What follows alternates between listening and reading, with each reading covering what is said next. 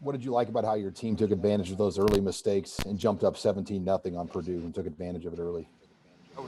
That was key. We started some. Got some echo, man. Can you put on mute if you're not, Sean? Thanks. It's key. We've started some other games off not so well. This one we caught a couple breaks, made a good play on.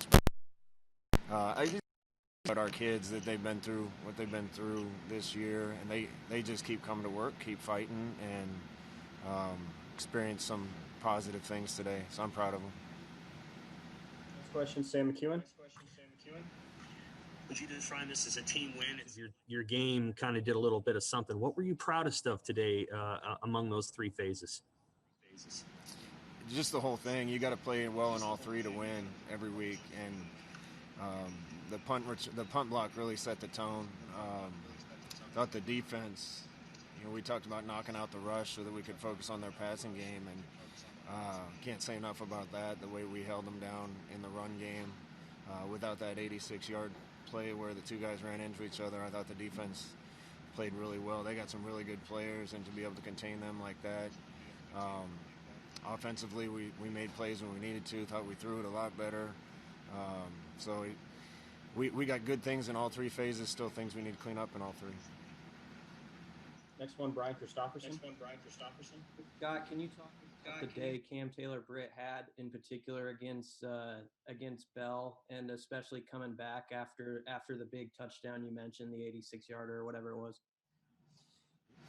Yeah, he's one of our better players. He's been a good leader for us. We can count. We went down and got him as a quarterback coming out of high school, and we saw something in him, and him to have that success. Those guys have some really good wideouts, some really good skill, and you're never going to stop them, but I thought we did a decent job containing them. What did you see from your team after that? Just how they responded, because it felt like momentum was a little bit on Purdue's side, and obviously you answered with the drive that had a lot of penalty flags and all that. That was one of the weirdest drives I've ever seen watching or coaching football. I thought our offense was calm and relaxed and businesslike going out there, which is what you need to do. They had penalties. We got to make sure we don't get those penalties. I have to see them on tape. But we managed to go down and get points, and felt a lot better with it as a two-score game. So I like how the offense took the field to respond. Hey, Scott, can you speak to what this win can do for your team, knowing that you've got a few left still this month?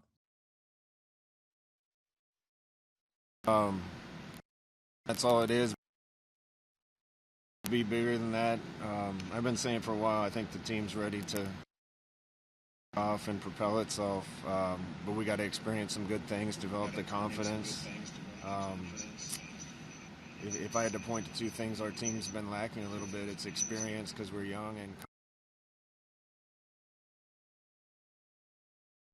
that we're able to finish one. I think it's going to grow. Next one, Joe Nugent. Scott, curious on what you think of how clean the offense played today. No turnovers, and the first penalty didn't even come on the offensive side of the ball until the fourth quarter. Yeah, then that one drive, we had a couple, and again, I'd have to look at them to see what they were, but we executed a lot better, and it's no secret. It's what we've been preaching to them. We had a really good Wednesday practice, a really good Thursday practice. We've been completing a high percentage of balls in practice with both quarterbacks. The detail's just been better, and we preached that for 3 years, but I think the message got across even more clear after the couple mistakes that cost us against Iowa, and the guys responded. And when our offense plays clean on drives, we got a lot better points on the board. Hey, Scott, first blush, how did you think ADRIAN played? You mentioned sort of better efficiency in the pass game. And then also, was that an injury situation when Luke came in briefly at the end of the third quarter, early fourth there? Yeah, our plan was to play Luke like we did last week and rotate him, but we had so much momentum, and I thought ADRIAN was playing well, so we didn't get to him. And then ADRIAN was a little nicked up, and we put Luke in. Luke did a good job, made a nice throw on third.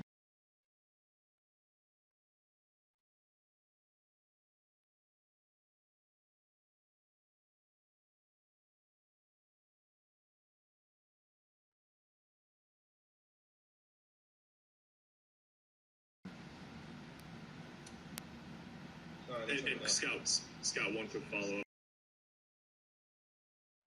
Farmer before the game, and did you see what happened with him? It was an ankle injury, and I think it was non-contact, just warming up. I really like his approach to the game, who he is as a player and a person. So to evaluate a little more when we get back to Lincoln.